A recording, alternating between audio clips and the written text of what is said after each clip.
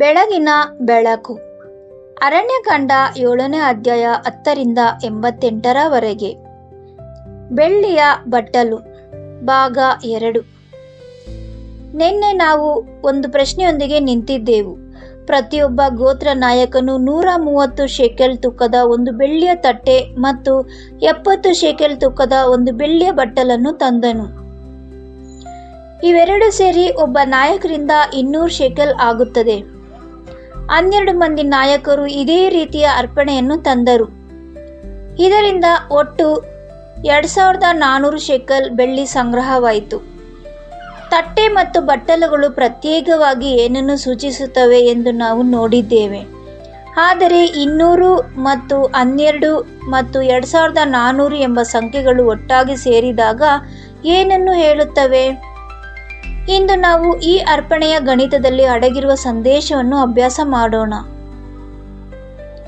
200 ಎಂಬ ಸಂಖ್ಯೆಯು ನಾವು ನಿರೀಕ್ಷಿಸದ ಒಂದು ಸ್ಥಳದಲ್ಲಿ ಕಂಡುಬರುತ್ತದೆ. ಎಜ್ರನು ಬರೆದ ಪತ್ರಿಕೆ 2ರಲ್ಲಿ 65ನೇ ವಾಕ್ಯ, ಸೆರೆಯಲ್ಲಿದ್ದವರು ಬಾಬಿಲೋನಿನಿಂದ ಯೆರೂಸಲೇಮಿಗೆ ಹಿಂದಿರುಗಿದವರ ಪಟ್ಟಿಯಲ್ಲಿ ಈ ವಿವರವಿದೆ. ಅವರ ಸೇವಕರು ಮತ್ತು ದಾಸಿಯರ ಮಧ್ಯೆ 200 ಮಂದಿ ಗಾಯಕಿಯರು ಇದ್ದರು. ವರ್ಷಗಳ ಸೆರೆಯ ನಂತರ, ಸುದೀರ್ಘ ಅರಣ್ಯವಾಸದ ನಂತರ ದೇವಜನರು ಆರಾಧನೆಯ ಸ್ಥಳಕ್ಕೆ ಹಿಂತಿರುಗಿ ಪುನರ್ನಿರ್ಮಾಣದ ಕೆಲಸ ಪ್ರಾರಂಭವಾದಾಗ 200 ಮಂದಿ ಗಾಯಕರು ಅವರೊಂದಿಗೆ ಬಂದರು.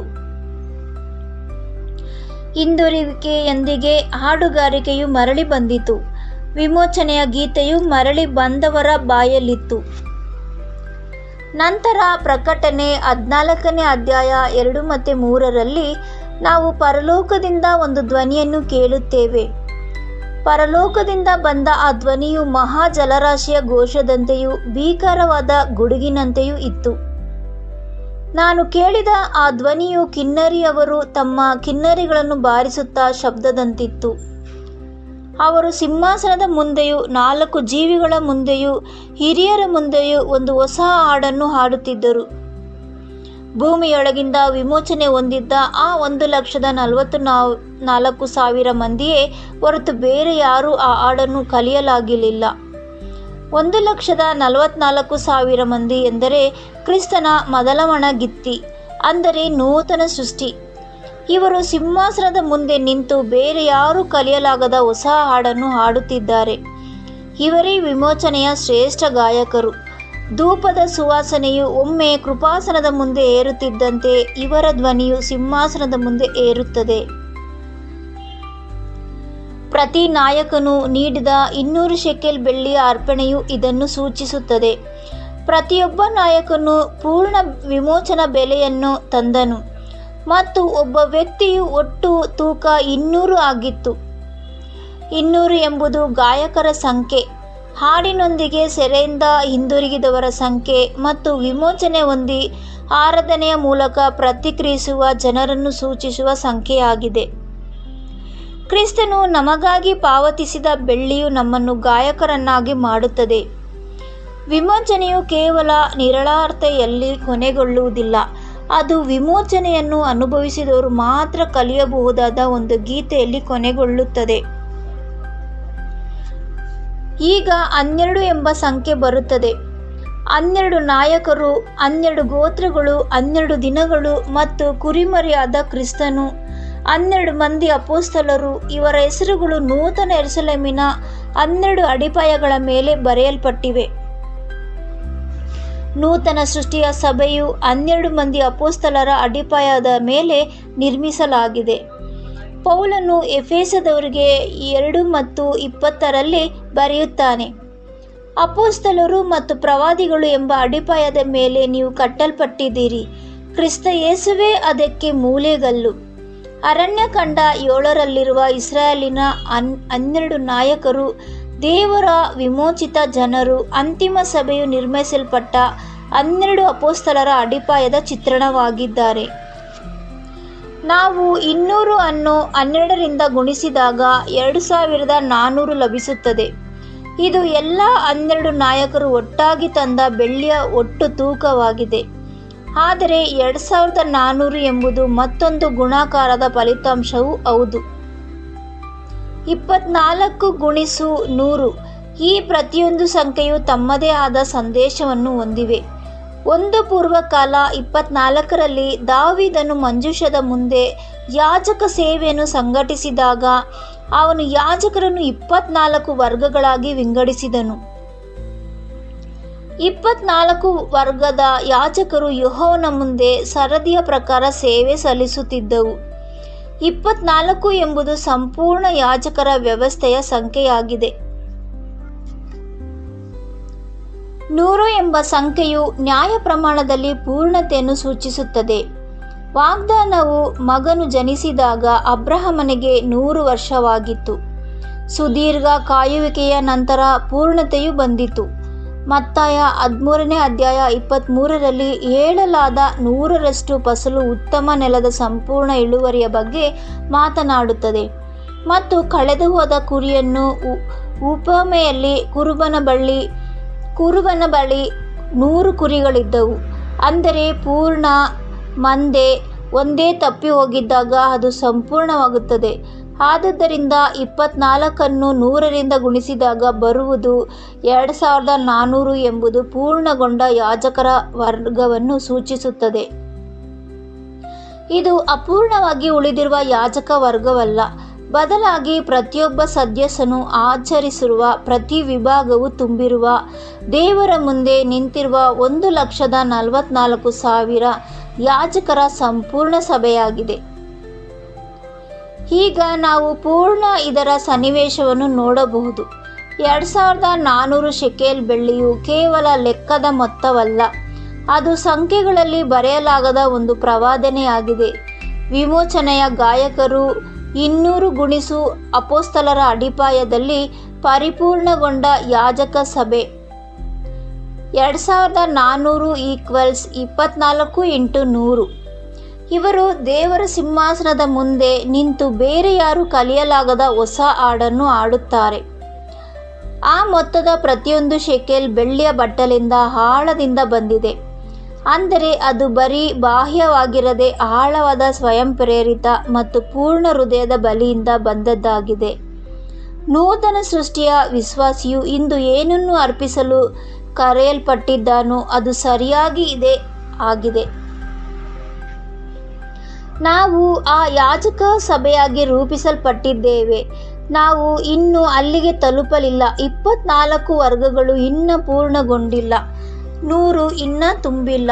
ಆದರೆ ಆ ರೂಪುವಿಕೆಗೆ ಈಗ ಅರಣ್ಯದಲ್ಲಿ ನಾವು ಪ್ರತಿದಿನ ತರುವ ಅರ್ಪಣೆಯ ಮೂಲಕ ನಡೆಯುತ್ತಿದೆ. ನಮ್ಮನ್ನು ಯಾಜಕರನ್ನಾಗಿ ರೂಪಿಸುವ ಆ ಅರ್ಪಣೆಯು ಕೇವಲ ಕಾನೂನುಬದ್ಧ ಕ್ರಿಯೆಯಲ್ಲ.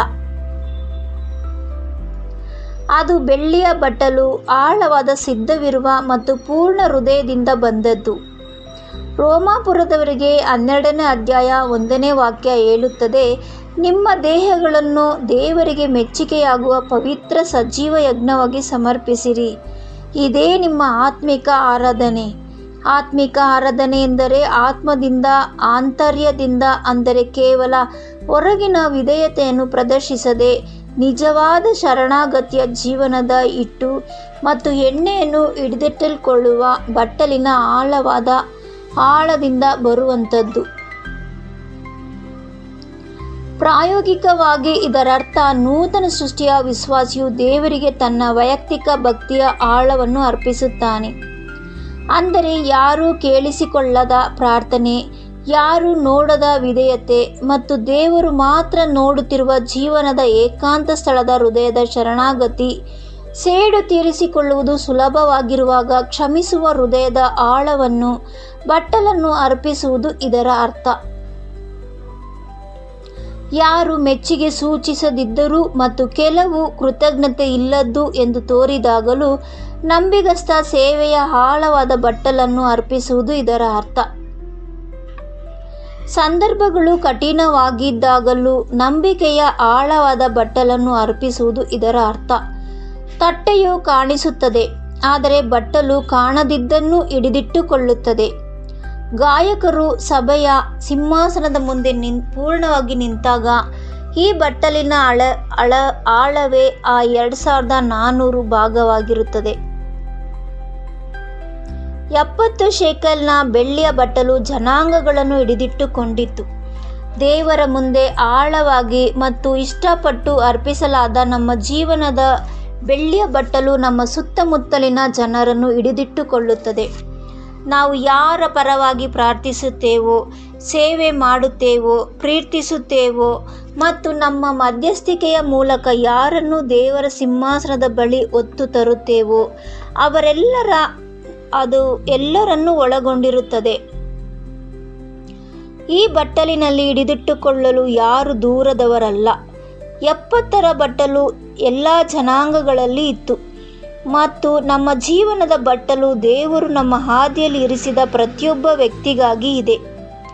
ಕೊನೆಯ ಶೇಕೆಲ್ ಅರ್ಪಿಸಲ್ಪಟ್ಟು ಒಟ್ಟು 2400 ತಲುಪಿದಾಗ ಗಾಯಕರು ಸಿಂಹಾಸನದ ಮುಂದೆ ನಿಲ್ಲುತ್ತಾರೆ ಮತ್ತು ಹೊಸ ಹಾಡು ಪ್ರಾರಂಭವಾಗುತ್ತದೆ.